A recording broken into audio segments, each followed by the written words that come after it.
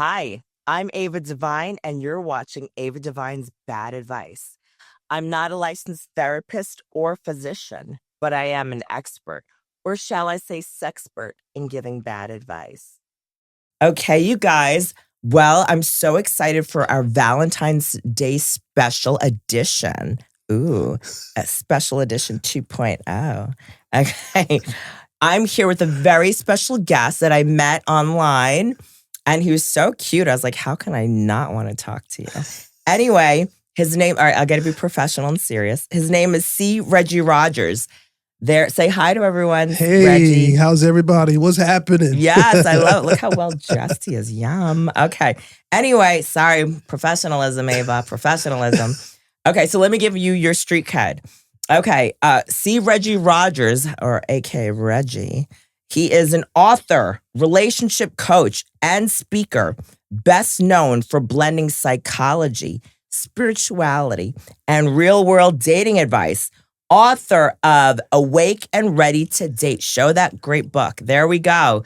Look at that. Yes. Thank you so much for joining us on Ava Devine's Bad Advice. So, it's my pleasure to be here. Thank you. I'm so happy. I'm ecstatic to be sitting next to you on your wonderful podcast. Too. Thank you so much. So, you know what? Just in case, if the audience doesn't know you very well, why don't you tell them a little bit about yourself, your book? And really, I'm dying to hear about the emphasis on how you blended psychology, spirituality, and real-world dating advice. Tell us. So let's go back to when I first started. My first book actually came out in 2001. Okay. So I'm a science major. That's what I majored in. I'm a science major. Hot. So I was always into psychology and the mind, understanding the mind. Me too. So in 2010, I was at the height of my career. I did a lot of major television. When I was going through a divorce, it snuck up on me. I was surprised. But prior to that, I was traveling all around the country teaching men, empowering men, talking to men. I was a featured speaker on it was a circuit called AIMS. AIMS stood for African American Male Empowerment Summit. So I was on that circuit.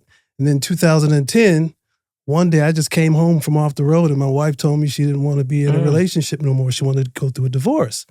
So I didn't see it coming because in my mind, right, you're like, everything's empowered. We're doing great. She had all the presents, but what I realized is she didn't have my presence. So that made the difference to me. And then I started studying everything on dating and relationships. I started studying on the psychoses of the woman's mind. Yikes. So that's when I started. So like I knew how to get into the woman's mind because I studied it for a long period of time. So I had to ask myself 3 questions. What did I do wrong? What could I have done differently? And what won't I do moving forward? Those were my 3 questions. I journaled every day. And by the time I knew it, I had a book. But as I started to read all the material that was on dating and relationships, I realized that women were empowering women, but women weren't getting it from a conscious male's perspective. So that's when I decided to write and give women what we call the Da Vinci Code from dating and relationships. Oh, I love this. This is amazing. Wow. Okay. So keep going. Tell us about that. So I actually that was my first book in 2001. And then in 2010, I put a book out called Love at First Spirit. It was getting people to a place of understanding how to see through someone to get to someone. Most of us look at the surface. For sure. Like I'm so inundated right now, but I can see through you that I can tell that you're genuine, you're authentic. You come from a great place. Thank you. But if pushed the wrong way, of course you're gonna bite. You better believe it. I got you. Trust me. But you come from a very good place. So that book dealt with seeing through to get to. And once we understood how to see through to get to, we understood that we were all energy. So we wanted energies to merge. And if we merge energy, the goal was to get people to a place of synergy. So now I started to look at how to get people what we call PSI, people synergistically involved. Okay, and what is the definition of synergy? So synergy is, let's take the root word of synergy, which is sync. If you and I have an encounter, I want to see, first of all, what are your idiosyncrasies? I want to see where idiosyncrasies are what we call behavior. Okay. But idiosyncrasies also have to do with particular thoughts. So what's your thought process? How do you arrive at what you think? And then when you arrive at what you think, what do you do with the thought? Okay. So it's the action that you put behind the thought. So that deals with your idiosyncrasies. Then go ahead. I'm sorry. So would you say it's more of a reaction? Because sometimes when I have a thought, I react immediately. If I'm angry or whatever, like I have a reaction. Okay, it could be a reaction, but a lot of times it falls back into something that just becomes habitual. Because you're going to go into your comfort zone, what you're comfortable with. After the thought, you're going to go to what you're comfortable doing. So that becomes a habitual trait. Okay, so I have another couple questions. Would you say it is a trauma or a coping mechanism? I wouldn't say it's a trauma. I would say that a lot of times we as human beings, what we like to do is we like to find our comfort zone. And we like to stay in that comfort zone. Why do we like to stay in that comfort zone? Because that's where we're comfortable. Sure. So there's this thing called familiarity. There's this thing called comfortability. And there's this thing called accountability. Most people don't want to get into the accountability zone. They like to stay into the familiarity, comfortability zone. So they're comfortable. So that's why it becomes habitual. So to go back to your question about what is people that are synergistically involved, what is synergy? It has a lot to do with idiosyncrasies and synchronicities, right? So you bring these two together, you merge the idiosyncrasies and the synchronicities so that we can see if we're in sync.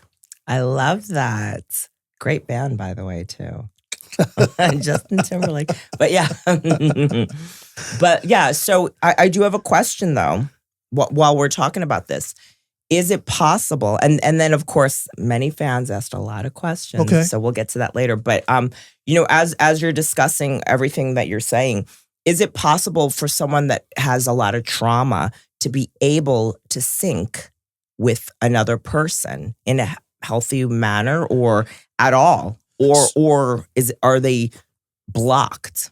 There is a block there, but here's what I would suggest. Before a person would delve to get into any type of relationship with another person, they have to first get a oneness with themselves. So once you can get to that place where you have a oneness with yourself, that means you're in alignment. That means that everything that you are doing, you're doing it with intentionality. It's not just a happenstance. It's just going to happen. No, you become more intentional behind why you do what you do. Even when you're dating with intentionality. Even when you're looking for people to bring into your space. Because remember, energy. So you can't bring everybody into your energetic space. So you have to be very peculiar. You become very peculiar, and then you become very particular about who you bring into your energetic space. This is like your vortex. Sure. You don't want everybody to come into your vortex because there are certain frequencies that you're operating from. And so when you bring people into your energetic space, those frequencies that they operate from may not line up with your frequency. For sure. So now what happens is there's this bad vibratory frequency. Why? Because you're giving me bad vibes. And so I don't want your vibes into my energetic space. And he's not talking about me. No, I'm not. Okay. I have great vibes. No. But no. Okay, so I get that. Now also, what do you think about people that are fake and that can pretend or manipulate to be in that same energy? You know what I'm talking about? Great question. Yeah. Great question. So when you get at one with you, and there's this, you just exude with this certain type of, like you're operating here because you're at this oneness. So you're very particular now. So here's this, I have this formula for that. Okay. My formula is very simple, is when the energy's wrong, my conversation's not long. Good one. You know why? Because it's a bad vibe. And you know what you're not matching. You know, right? Because of where you are. So when the energy's wrong, my conversation is just not long. Bad vibes. I don't want to bring that into my space. I like that. Okay, so now tell me more about the Da Vinci Code. Okay, so the Da Vinci Code is, she wants to crack it. I got you. Exactly. So after I put Love at First Spirit out, I went back into my lab and started working on this book, which was Awake and Ready to Date. So what I realized is most people awake and repeat. Or most people awake and replay. Or most people awake and reinforce. What do they repeat? The same behaviors that they repeated the day before, the day before, the day before, the month before, that they're just repeating, right? Or what are they replaying? They're replaying to themselves why they're in that situation, and they've justified why they're in that situation. So they're going to allow themselves to stay in the situation because they're justifying it, and they're replaying something in their mind that makes them feel good about what they're really not feeling good about. So they're replaying. And then they reinforce it. You know, I'm just going to stay by myself. I'm just going to stay single. I don't even want to date no more, but really they do. So they reinforce what they've repeated and replayed, so they wake up and they're not ready. How does that happen? It's the same thoughts. It's the same feelings. And the old saying says, if you keep doing the same thing over and over, you're going to keep getting the same results. So how do you expect to get new results by doing the same thing? Because all you're doing is replaying, repeating, and reinforcing. So the goal was to get you ladies to a place where you became awake and ready. Well, now, what is the Da Vinci Code? You got to read this book and you got to dig deep into this book, because the Da Vinci Code is really this. Here's a simple formula. The journey to love is not about finding the one. The journey to love is about becoming the one. So once you become it, then it becomes you. So now thoughts are the language of the mind. Emotions and feelings are the language of the body. Thoughts are electric. Emotions and feelings are magnetic. So now you take this electricity plus this so it's called electromagnetic. That's how you become attractive, by what you think and what you feel. So that's how you got to get these lined up. That's the oneness. Once you get the thoughts and the feelings and the emotions and you have this oneness, you become super attractive. And then now people are just starting to come to you. Like, wow, you don't have to chase. I just did a workshop Saturday. And the topic that I taught on Saturday was no more chasing, no more begging. You don't have to chase. You don't have to beg. Why? Because it's just going to flow to you. That's your Da Vinci Code. I love it. Okay, tell us a little bit more. I'm intrigued. Okay, so here's one of the things. The book opens up with some key questions to ask yourself. Okay, let's hear it. Question number 1 is, are you content with your current life? Are you asking me? Well, you want Ava Devine's bad advice? Most definitely. I'm very content right now. That means you're at a good place. Yes, very good. You're in a good place. You're in a good space. Yes. That means if you're at a good place and in a good space, then it can come to you. It can flow to you. Okay. It'll blow your mind what's out there for you. For sure. And you don't have to look for it. It'll find you. For sure. But when it finds you, there's 3 things that have to happen on your behalf. Ready? All right, I'm ready. 1, you have to be ready. Ready means you've done the work on yourself. For sure. Most people don't do the work on themselves. Oh, no. Yeah. Here's what I call that. I call that the Tarzan syndrome. That just means they swing from branch to branch. they're just swinging from branch to branch. That's the Tarzan, because they haven't done the work. They just go from one to the next, one to the next. You got to take some time to do the work, so that means you get ready. So there's 3 things that has to happen when he finds you. 1, you got to be ready. We just talked about that. 2, you got to know how to recognize. What's recognition? Recognition means you've created this man in your mind. You know what you want him to walk like, talk like, feel like, smell like, dress like. You've created this man in your mind. Yeah. That's the power of the mind. Yeah. Right? Okay. That's how powerful your mind is. You can create imagination. You put it up here. You can create your mate. You can create your date. You create him up here. So now you've already created what you want him to walk like, talk like, feel like, smell like. So when you guys have that encounter, it's almost like a deja vu. I've been here before. Yes. Right? So now you got to know how to recognize. Sure. And then the third one is where you ladies drop the ball. This is where you miss it. Okay, let's hear it. You don't know how to receive. You don't know how to receive, right? It's because you've had so many bad experiences. When this good man comes along, you want to make him a bad man. he's going over and above to show you this is who he is, and I don't believe he's real. You got to keep touching him. You're trying to find something because you don't know how to receive. It's almost like you've asked the universe to bring this person into your space. And then when the universe brings this person into your space, now you're doubting that the universe could do it. But you ask him and it happened, and now you don't know how to receive. That's where so many people drop the ball. Sure. Well, that's understandable. I mean, even with success, never mind relationships, right? Something great happens. And sometimes I'm like, when's the other shoe going to drop? Like, something bad's going to happen? Maybe, or, like you have that. And I feel a lot has to do with self-doubt.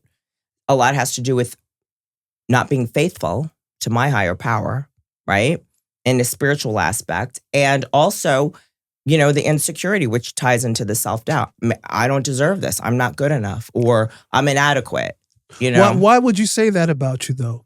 And I know that happens. So many people feel that way. And this is one of the things that I'm walking you through self-mastery, because I want you to become a self-master at those things that you deserve and desire. Yeah, most definitely. Well, sometimes I think negatively about myself. Not so much today, but I used to have a really bad problem because I just didn't know. I had no self-worth.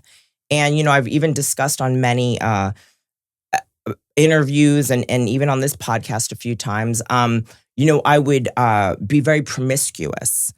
And that was my way of getting validation, because like I said, I was raised when I was a young girl. I'm Chinese and Italian. So, in the 70s, 80s, I dealt with a lot of racism. Okay. And I was never pretty enough. I was not, everything I saw on TV was blonde, Caucasian, blonde hair, blue eyes. And that's not, nobody put a gun to my head and said, this is the reality of the situation. This is my perception. And this is my story. So this is why I was always insecure. I was teased and taunted. And we're not going to make this about me right now. But bottom line is, I never felt good enough. I always felt inadequate, right? And then I had to do a lot of step work because I'm in 12-step programs, and I had to do a lot of therapy, but mainly step work, and have to trace it back to why don't I feel good today? Why don't I feel good last week? Why not? And it traces it back always because I'm that little girl, the 5-year little girl that was teased and taunted and made fun of and told I wasn't good enough and I have to stay home and I'm ugly and all that other stuff. So that's why I carry that, right? But guess what? I have a responsibility to heal from that. I can't use it as a crutch today. Doesn't work. I can't blame the little kids in kindergarten for my mess ups today. So, I had to do a lot of step work and through a 12-step program. And I realized, my higher power, whom I choose to call God, doesn't create crap. And I'm a loving child of his. And I'm just as good. I'm equal to everybody. And most importantly, I'm so validated and filled and God-centered with my higher power that I'm great. Right? Not great. I'm great, but I'm good. No, you are great. I'm good with because I'm so aligned with my higher power that there's humility. I'm not better than this person because I love God, and I'm not less than this person because I'm not, a millionaire or a billionaire, right? But I'm right where I need to be. And that is that's everything. Just to be in acceptance. Yeah. Not condoning. Yeah. And also I can't go around going, oh, I'm an addict, alcoholic. That's why I do the things I do. No. I do the things I do because I'm a jackass and I'm not spiritually fit. Right. And then once I get connected with my higher power, right? Once I get connected with God, then all is right in the world. One of the things that you said so much there. Yeah. And I appreciate your transparency. Yeah. Because any good counselor can bring that out of someone. And I think that's what just happened. So I brought that out, but I appreciate your transparency. But I want to make a couple of suggestions. Sure. Do you mind? Sure. Tell me. Okay. So there is a scripture in so I'm not trying to make this biblical or spiritual, but I want to show you a parallel. Okay.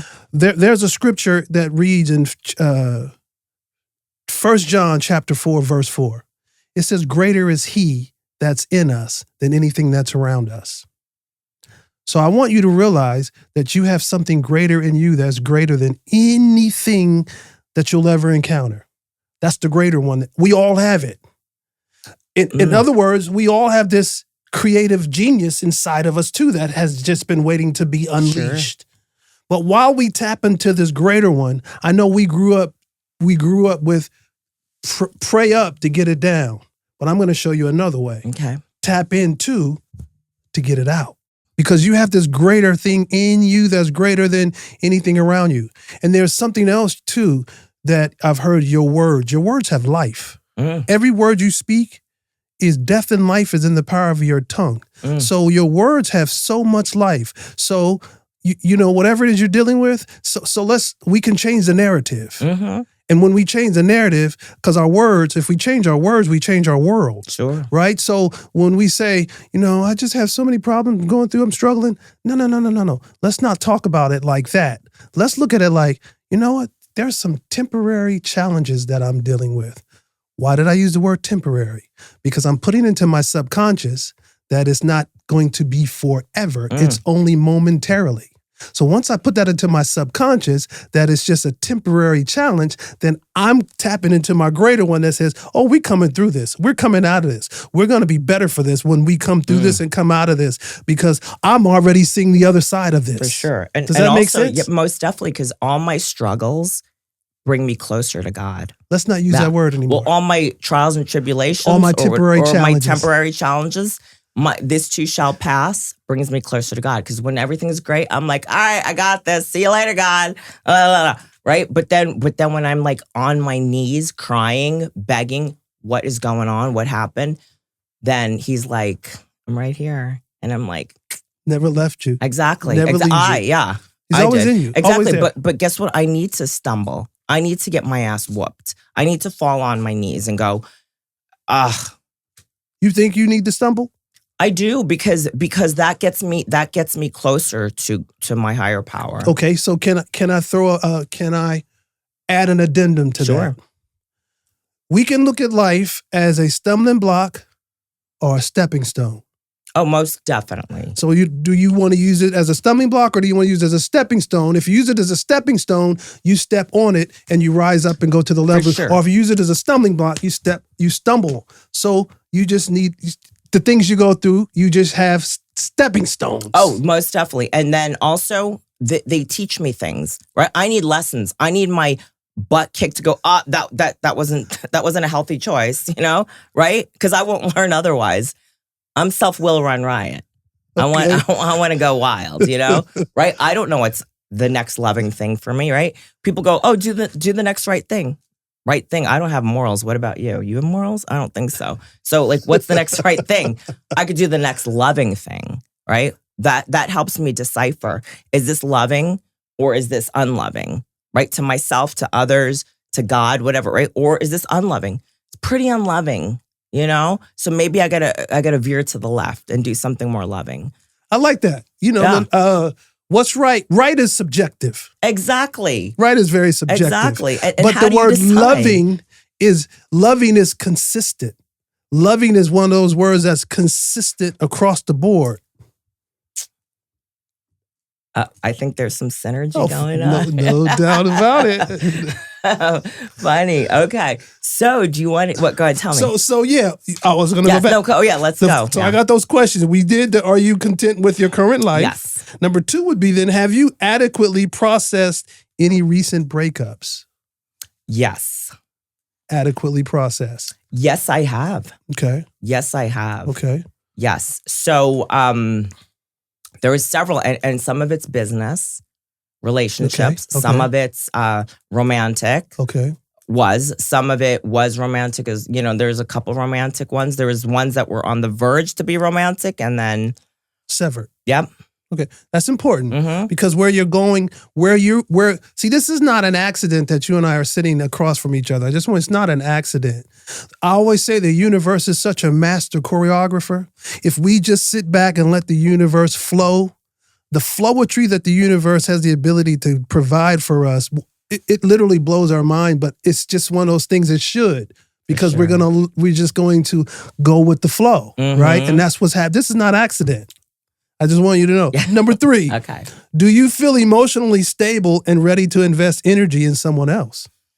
I I feel emotionally stable. I'm not certain I want to invest in somebody else right now because my bullshit meter is like that big and I don't like excuses.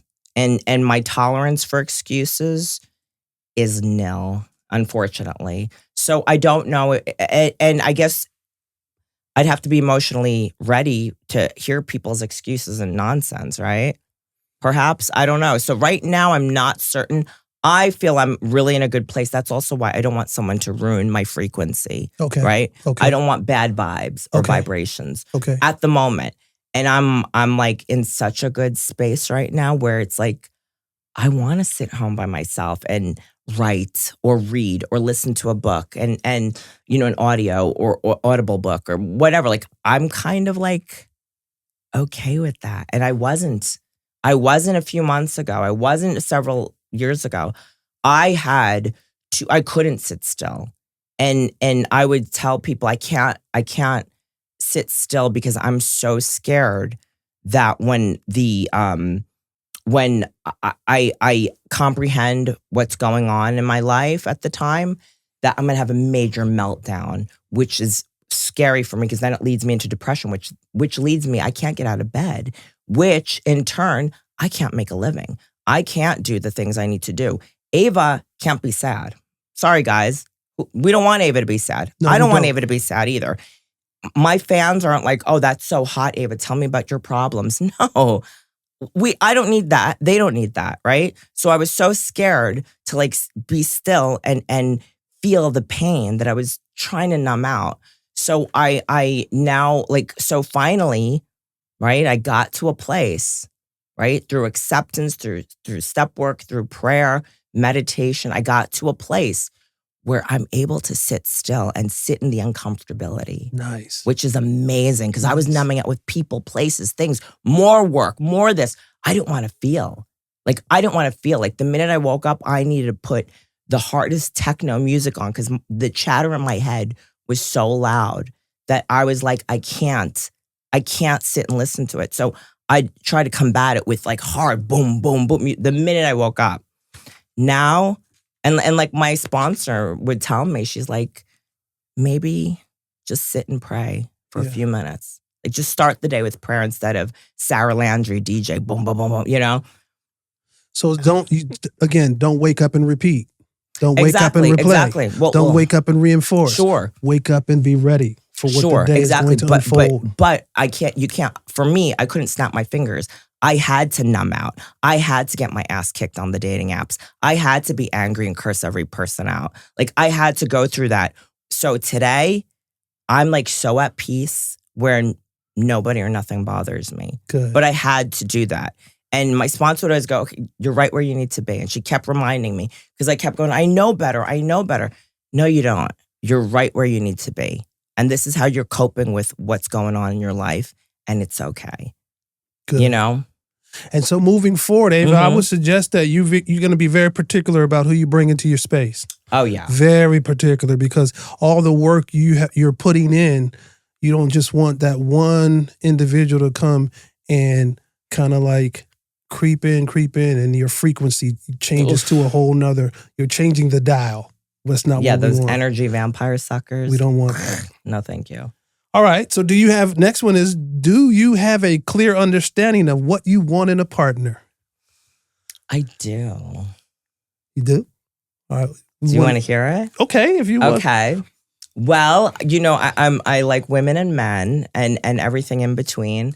But if I'm going to go for a male figure, male partner, well endowed, I will not do less than average anymore. I need them to be very supportive of my career because I really am passionate about it. And they have to understand what it is like to be an adult actress.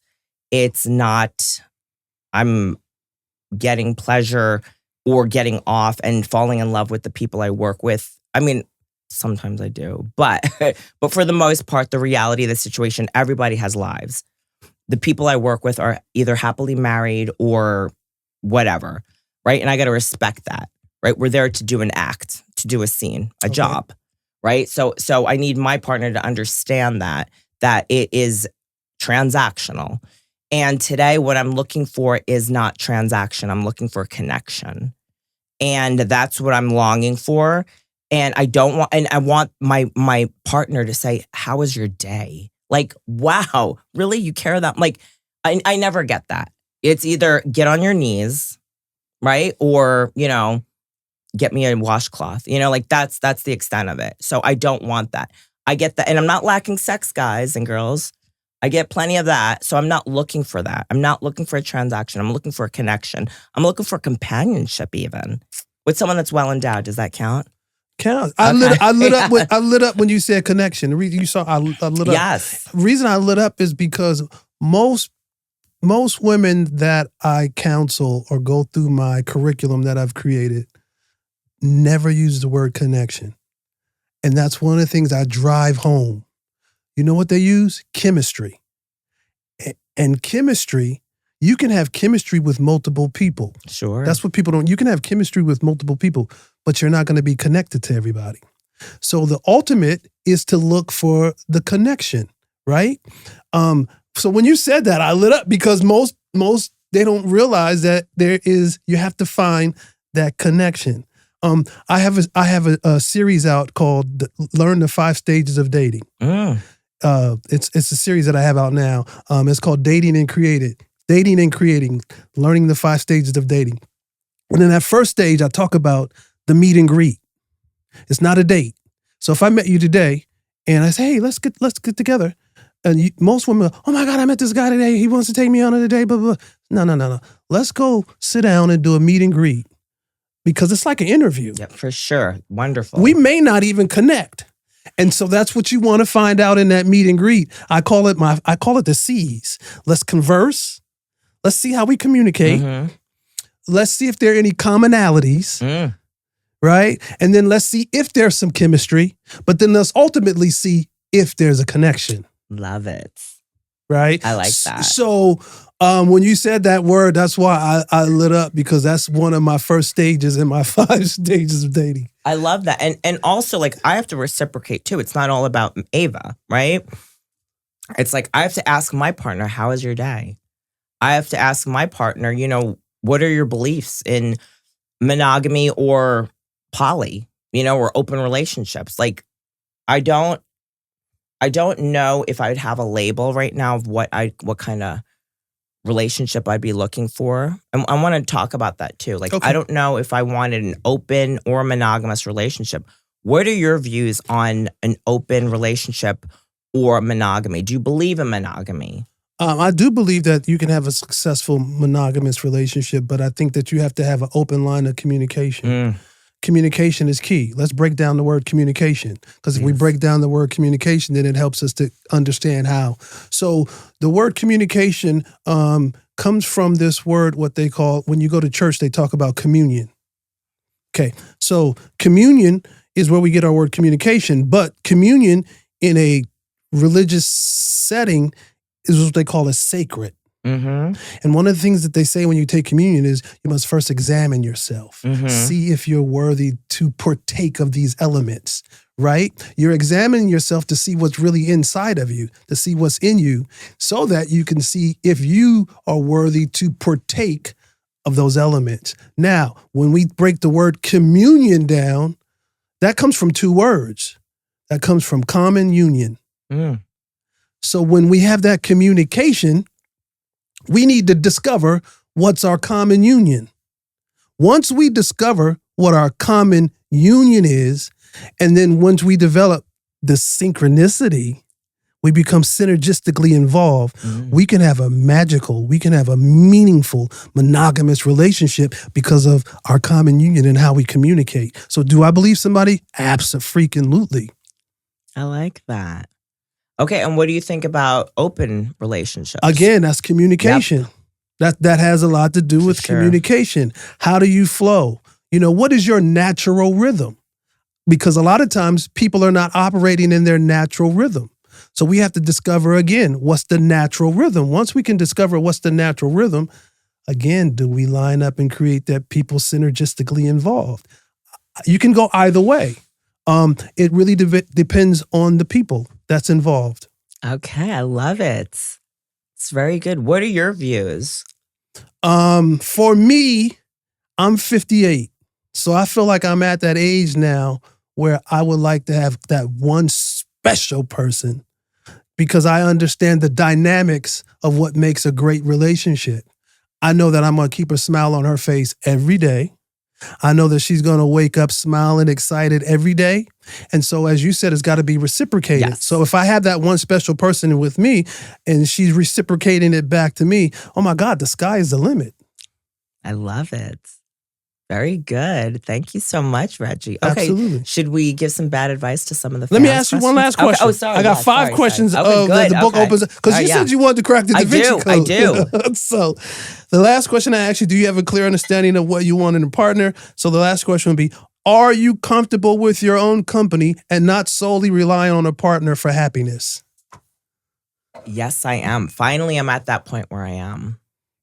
Yeah. And it feels really good. Good. Because there's nothing better than being comfortable, being comfortable by yourself.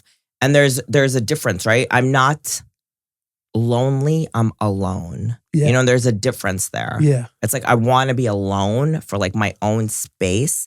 I'm not lonely because lonely equals desperation. And when I'm desperate, I do a lot of dumb things.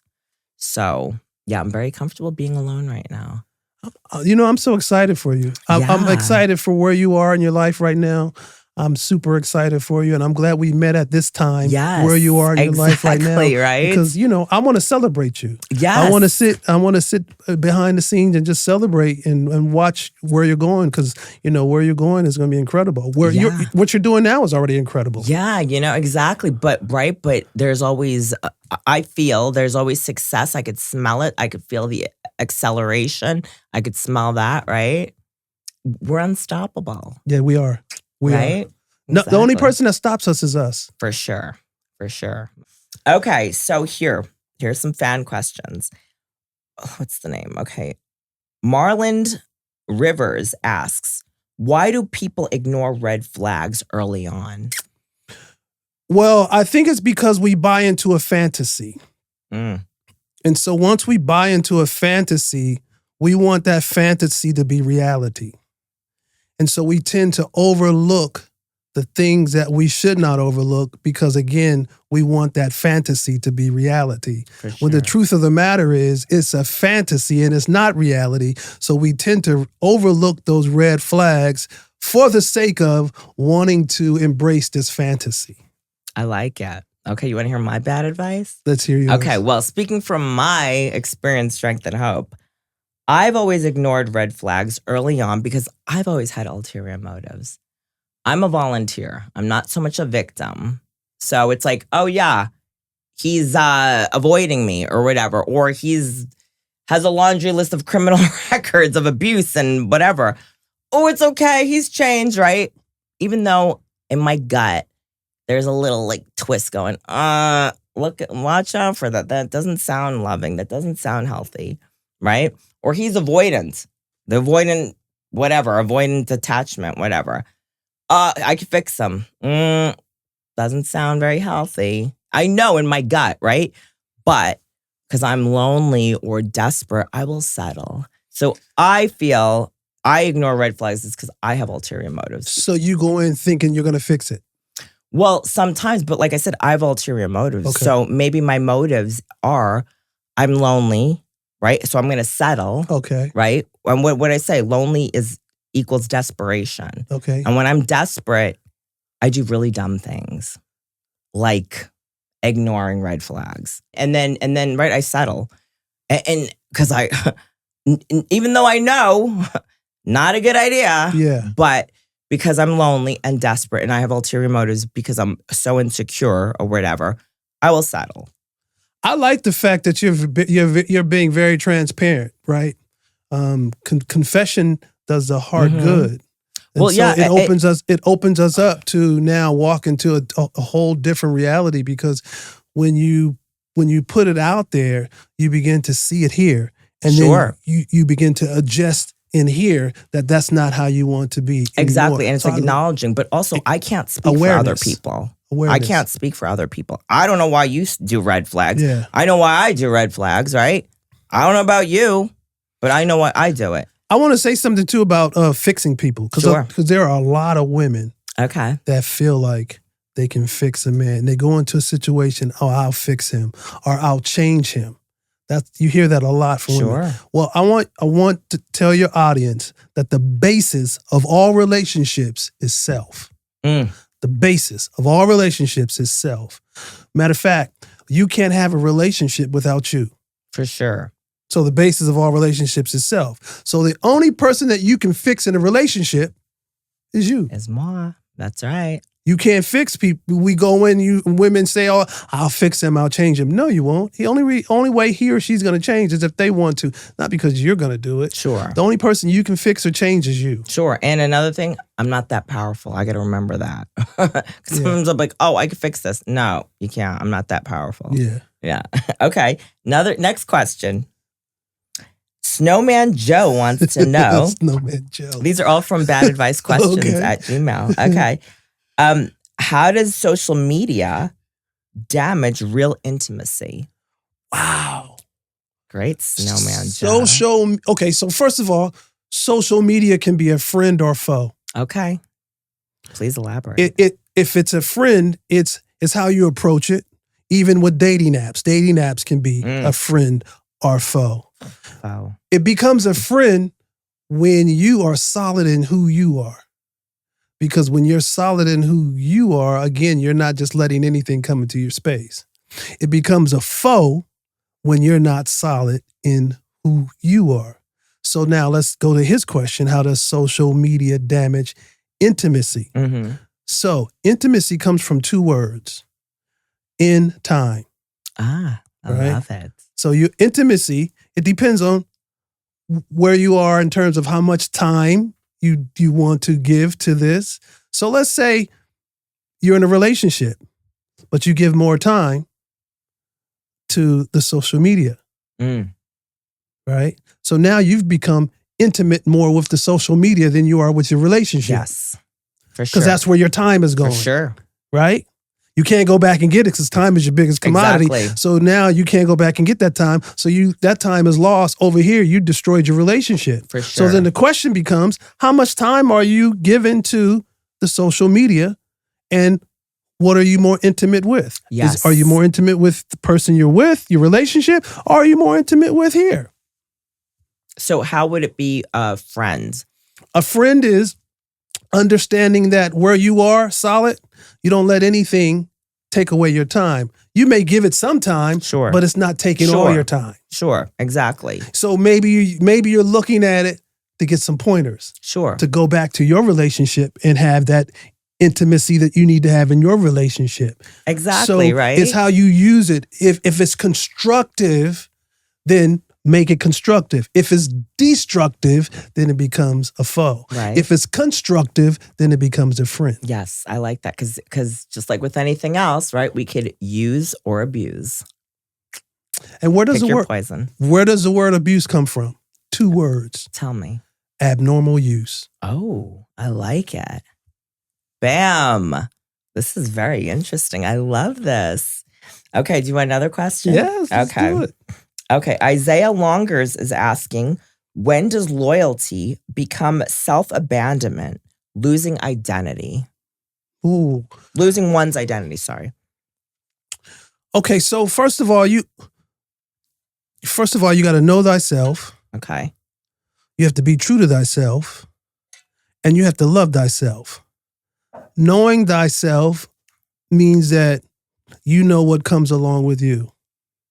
So the word know is actually a word of intimacy. Why is the word know a word of intimacy? If you study the scripture, it says, Mary says, how can I be pregnant when I have not known a man? So the word know becomes a word of intimacy, right? It's the truth that you know that has the ability to give you the freedom. That's a word of intimacy, right? Okay. So you know. So now you must know yourself. But not only do you have to know yourself, you have to be true to yourself. What is truth? Truth becomes your reality of what really is to you. That's your reality. Mm-hmm. Be true to yourself and know yourself. So and then the last one is love thyself. Once you know yourself, be true to yourself and love yourself, then you're not going to let anyone take away from you from where you need to be because you're solid in who you are. So you will know how far to go when it comes to loyalty, because if it's not being reciprocated, there's something that's going to click inside of you that says, no, I love me too much. Yes. I know. Yes. I know me too much. Yes. And I got to be true to me. I like it. Yes, because we don't want to lose our own identity. No, we never want to. Right? Exactly. Okay. What's your bad advice on it? Okay, my bad advice is, where does loyalty become self-abandonment, losing one's identity? Well, I feel once again, there has to be a balance.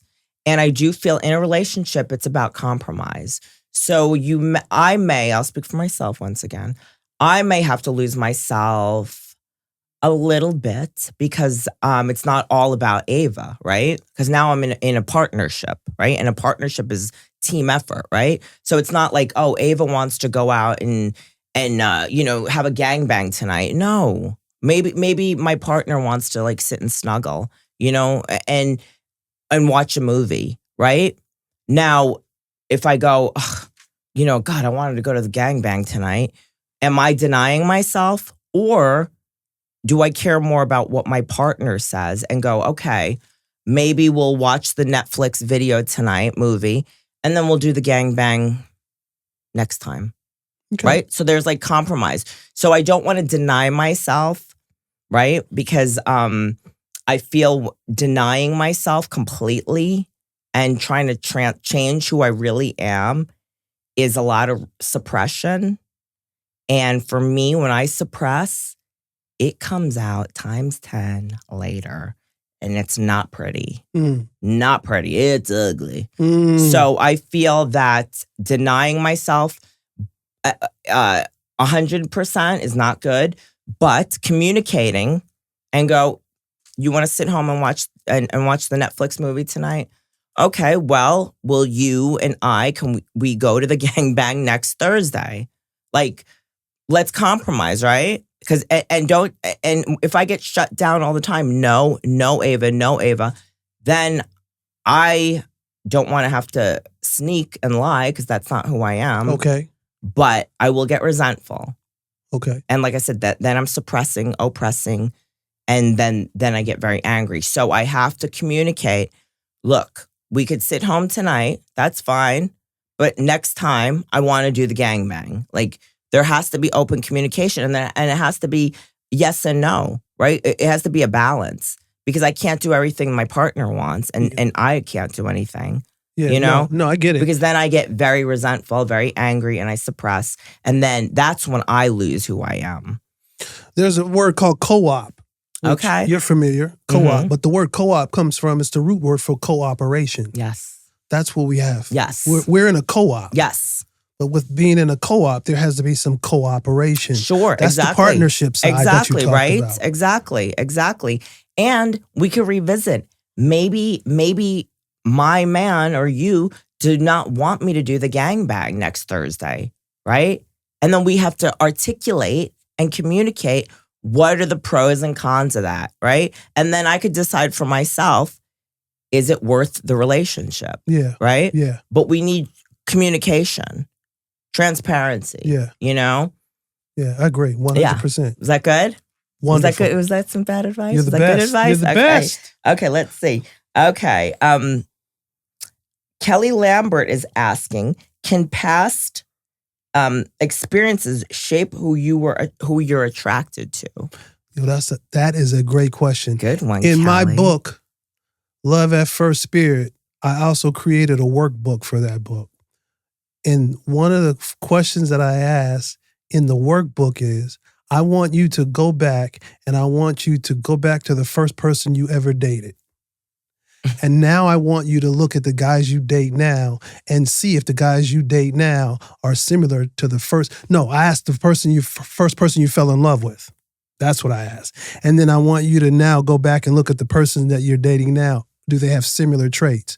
Because you've established back then the type of guy that turns you on. And then I also ask, I want you now to tell me if you had to pick an animal that person reminds you of, what animal would it be? They say a tiger, if they say a lion, whatever. Now look at the guys you date now. Do those guys have tiger traits or lion traits? Because when you go back, there's something there that's shaped and molded for sure to what you like now. Okay, you tell us. What did you date? Who did you fall in love with? Wow, first person I ever fell in, that's a good question. First person I ever fell in love with. Gee. That's a good question. I wouldn't say they're similar now. Only because I wouldn't say they're similar now is because I've done the work on me. And I feel like I've evolved. And in my evolution, I used to look for, so early on in my life, I always had the finest one in the room. I always had the one that everybody else wanted. That was early on in my life. And I had success there. But then as I got older, my brother asked me a question one day. My brother said, dude, if you meet somebody now that's the finest person in the room, so on and so forth, at our age, then there must be something wrong because nobody else wants her.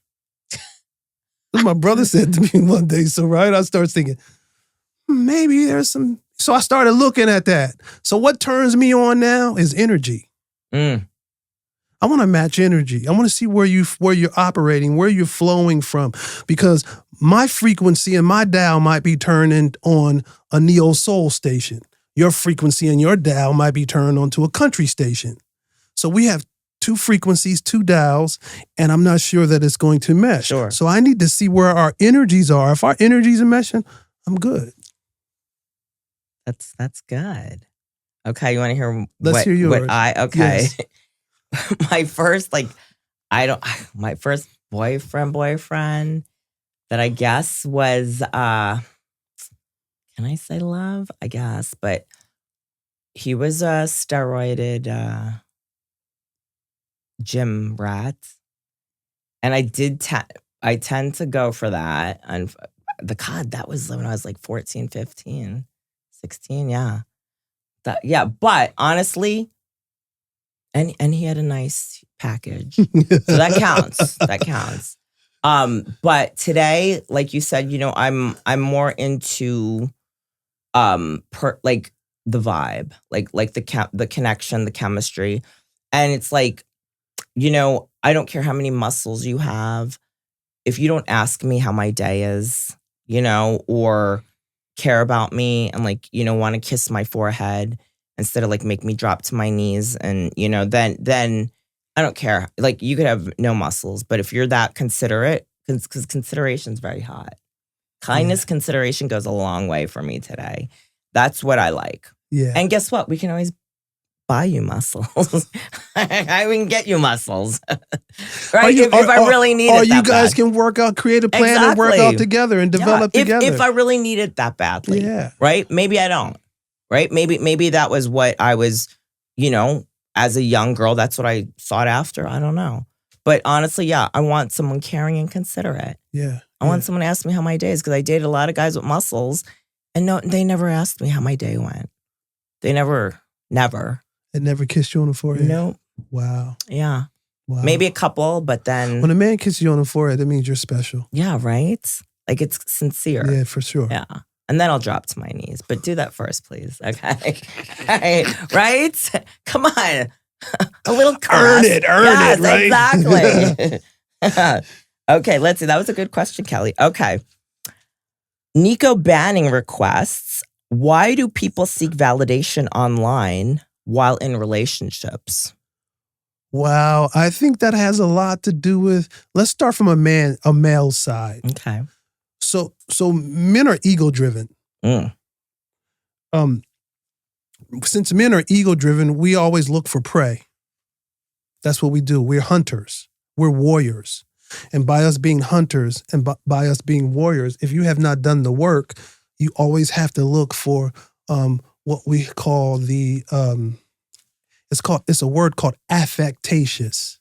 Affectatious means you're always looking for the cheer, the crowd, the roar, the ego the boost. celebration, the ego boost. Exactly. So because we are warriors by nature and we are hunters by nature, sometimes what we're not receiving in the house, we look for it elsewhere. And sometimes we could be receiving it in the house and we still want it. It's because, again, with us having that ego-driven mindset, sometimes greed will set in there. And so we like to gather things, we like to gather toys, we like to gather trophies, we like to gather stuff. That's all in our hunter mindset, our warrior mindset. So that's from the male standpoint. That has a lot to do with the machoism. Sure. But there is this thing that a lot of women don't realize. Theirs is called marinismo. Ours is macho, women's are marinismo. So sometimes that woman will tap into her marinismo and she needs to have that affectation, the cheer, the roar, because maybe her man is not giving her something. A woman can be given a man can be receiving it from a woman and still want more. Sure. But typically when a woman wants to venture out, it's because she's not getting. Do you really she's believe not receiving, that? Yeah. Typically. Okay, typically. She's not receiving, she's not getting. Now, there are other cases where, again, her marinismo may flow a little bit more than in some other women. So with that being said, that marinismo, she's feeding it. And that greed kicks in, and then she wants to go out and try to find it elsewhere. Yeah. What do you think? Okay, my bad advice is people seek validation online while in relationships because they're very insecure and they're very sick. And it's sad. It's sad that, and like I said, I'm speaking from my experience, right? It's sad that I need to be validated all the time because I don't feel good enough about myself and I'm not connected to, I don't have a spiritual connection, right? So now, right, I have the pressures of it's all about me, right? I gotta fucking do that. Oh, excuse me. I gotta do this. I need more attention. I need more muscles. I need a slimmer waist. I need more this. I need bigger boobs, right? So that now I'm chasing, right? Right? Because I'm so insecure and I need to chase and I need to get more toys, more this, more that, right? More likes. Now, who's on my DMs? What guys are liking me? What girls are liking me? Who is liking me, right? Who wants to date me? Who wants to flirt with me? Am I getting flirted at, right? Because I'm so insecure and I don't have a connection with the higher power, right? And then everything revolves around me, right? So now what do I do? Right? I got to be the overachiever and I got to get more likes, more boobs, more butt, more money, more cars, more friends, more men, more women, right? Now it'll never be enough. No, it won't. Because guess what? 2 seconds later, my self-esteem's shot to hell. Now I need, right? Hit me. Come on, more likes, hit me. Make me feel better. Fix me. So that's what my take is on it, is that if someone's seeking validation while they're in a relationship, it's because they're very sick and very insecure. I would agree with that. I mean, I would agree that there are a lot of insecure people that will look for validation. So 100%. Yeah. Okay. Here's another question. Okay. Do you like this? I love it. Yeah. I'm listening. I'm having a great, just hanging out with you. Okay. We're vibing. I love it. I love it. Are you having a good time? I'm having a great time. I don't want it to end, but soon. Okay. Okay. Kyle Cook is asking, can someone love you and still be emotionally unavailable? Okay. Okay. So let's deal with love. Okay. Because there are 3 stages to love. The word Greeks teach this. Greeks teach that there is a love called phileo. Fellatio? No, phileo. Yeah, close. Phileo. It's actually where we get our English word Philadelphia. That's why Philadelphia is called the city of brotherly love. I was going to say brotherly love. Right. So it's phileo. Phileo is like a brotherly type of love, a sisterly type affection. That's phileo. But then the other step to that is what they called it's phileo. It's eros. Eros is where we get our English word erotica. Mm. That's a touchy-feely type of love. Have to embrace, have to touch, have to feel, have to. So that's animalistic. Yeah, that's that erotica, eros. That's another step in that love. But the ultimate is what they call agape. Mm. Agape is that unconditional type of love. That's that love that endures. That's that love that it doesn't come with conditions. It's just that endearing type of what. So you can be in a relationship and we will have to discover what love it is. Because I think eros doesn't necessarily come with an attachment. Eros is the erotic. Erotic. Okay. Phileo is a brotherly, I love you like a brother. I love you like a sister. Platonic. I have love for amicable. you. And a lot of relationships are that way. A lot of marriages are that way. Yeah. They just have familiarity. They've been together for a long time. They just, they have that type of love, but it's not that deep-seated, what he's asking. So can you be in a relationship and have, what was this cat and have? Can someone love you and still be emotionally unavailable? Yes, absolutely. You believe 100%, okay. Yes. Because, I love you, but I'm not in love with you. Simple. And we hear that all the time. Okay, but do you think that is like the proper definition of someone being unattached? No, they can call it love. Because it sounds to my bad advice. You want to know my bad advice? I want to hear your bad advice. So I don't believe someone can love you and still be emotionally unavailable. Okay. Because I think it's more, I think it's under the guise of love. Okay. A lot of people like to throw that word around. I love you. It's love, right? But for me, I feel it's either about convenience. Okay. Comfortability. Okay. And also ulterior motives. I don't know, maybe they're homosexual and they need a place to stay. Let's go deeper. Okay. Because I think that it boils down to capacity. And so that might be all the capacity that person has to love. That's their capacity. Sure. Right? Sure. So in their mind, they do feel that they love that person, but that's the capacity that they have to love someone. Your capacity may be a little bit deeper. Most definitely. Right? Mm-hmm. My capacity may be a little bit deeper, maybe a little bit stronger. But this is their capacity. So for them, they feel that that's their love and that's the only capacity that they have to love somebody, but they don't feel attached, but they still love them. Sure. Because that's their capacity. That is fair. That's all that they've ever experienced. That is true.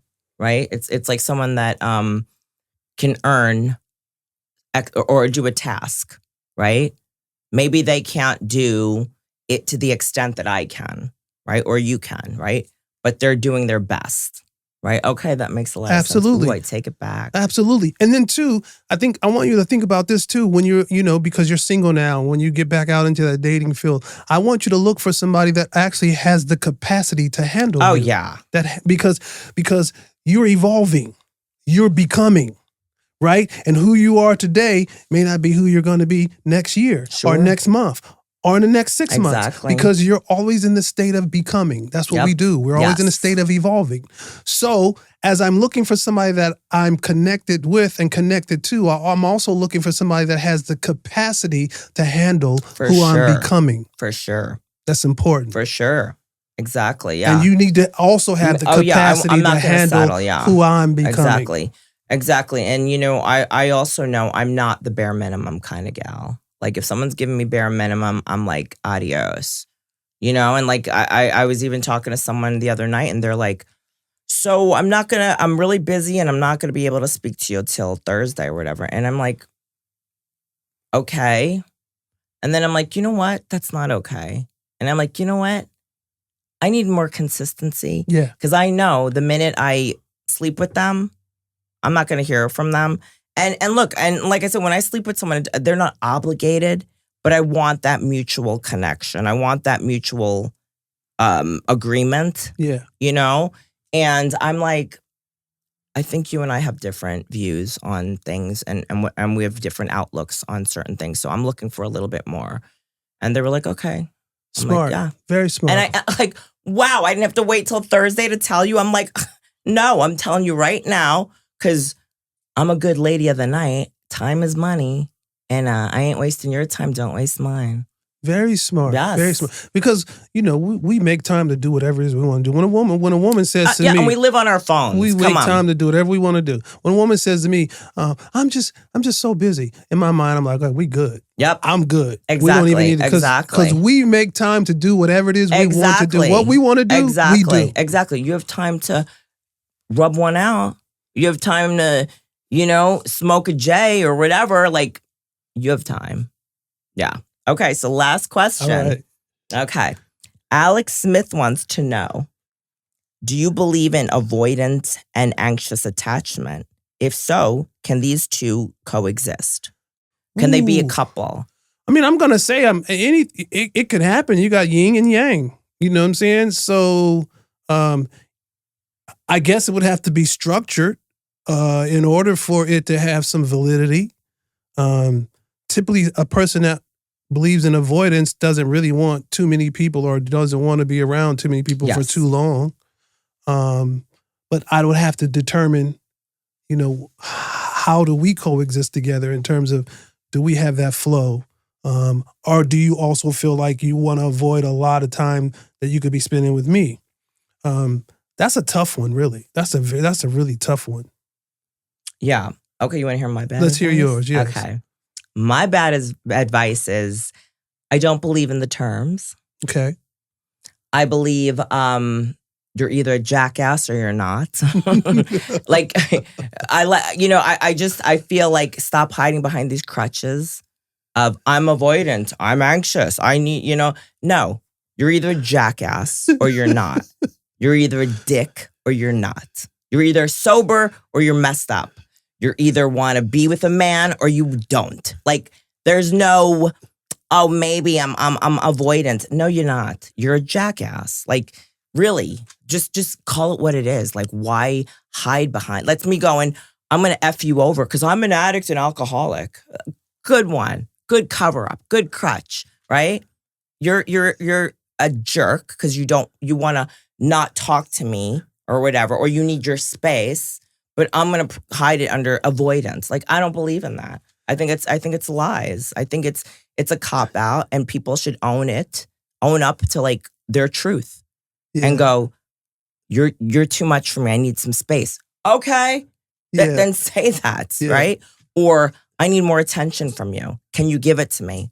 And the other person, the avoidant one, goes, I can try, or no, it's impossible for me, right? It goes back to that unavailable, whatever, the emotionally unavailable, right? Being unattached. Yeah. Yeah. Then say it. Don't lie and go, I'm the avoidant type, right?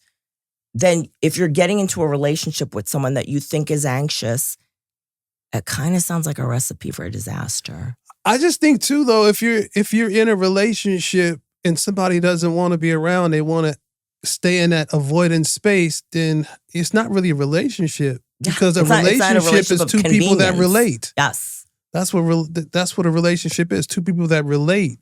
So we can't relate because you're avoiding me. So how are we even in any type of relationship to begin with? And someone that's avoidant needs to go avoid by yourself. Yeah, exactly. Good luck. Have fun. Yeah. But then again, maybe that's what they want. Like we said, maybe that's the level of what they can give. Yeah. But they have to be transparent enough to admit that. Yeah. Instead of lying. So, what do you think? This was incredible. This was fun. Yeah? This was a lot of fun. Have me back. I'd love to come back and hang out with you. I want you back all the time. For sure. I will love to come back and be your resident go-to relationship expert. Yeah, well, I think it's really important, and we're going to touch on more things next time, but what do you think of this as the Valentine's Day special? What word would I use? I would say it has been awesome. It has been amazing. It has been incredible. It has been wonderful. And just to sit here with you in all this red, I did my best to concentrate. I hope I did okay. Because, this red was just blowing me away. Yeah, I love it. Are you going to kiss me on my forehead and ask me how my day was? You just blew it. You blew it. I already planned to do it. You blew it. I was joking. Come on. I was going to kiss you on your I forehead know you when it was over. You just messed up. Come on. Well, okay. Well, before we start kissing on the foreheads and stuff, will you summarize your what you do, your advice, your books, everything? Would you give us this quick summary? Sure. So I just give dating from an expanded conscious perspective. That's what makes what I do in terms of my relationship coaching and my singles empowerment coaching a little bit different, because it comes from a dating from an expanded conscious perspective. What is dating from an expanded conscious perspective? That just simply means I am empowering you to focus on what you intend to create. Because you have the ability to create your mate. You have the ability to create what you desire and what you deserve.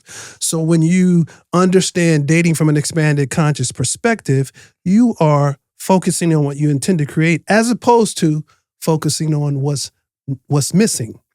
So I don't have a boyfriend. I don't have a girlfriend. I'm divorced. Blah, blah, blah, blah, blah. So that's what you're focusing on. That's what's missing. And whatever you think about, that's what you bring about. So that's what expands. If you keep focusing on what's missing, that's what's going to keep expanding. And you probably won't have one because you keep saying you don't have one. Yeah. But if we change that narrative and we're talking about dating from an expanded conscious perspective, now we're focusing on what you intend to create. I don't have him yet. Change the narrative. Yeah. I don't have her yet. They are on the way. You see? So now I put that into my subconscious. That's what expands. Whatever I think about, that's what I bring about. What? So whatever I recognize, that's what I energize. And that's what dating from an expanded conscious perspective is. I like that. Okay, now where can everyone find you? Plug yourself. For sure. Facebook is creggierogers.com. You can go to my website. It's Reggie is spelled Regi, Rogers with a D, creggierogers.com. You'll see all my books there. You'll see my series there. So you'll get all the information about me there. C. Reggie Rogers. I'm on Facebook, Instagram, C. Reggie Rogers. Just type that name in and it'll come right up. My new book will come up if you just go to Barnes & Noble. That'll come up. Amazon, Awake and Ready to Date. It's on all the platforms. Is it Audible? It is. If you if you order it online, it is. You can get it. Okay. Yes. I like Audibles. So, will you be my next bad advice receiver? Got questions? Ask away. badadvicequestion@gmail.com. That's badadvicequestion@gmail.com. Maybe I can give you some bad advice.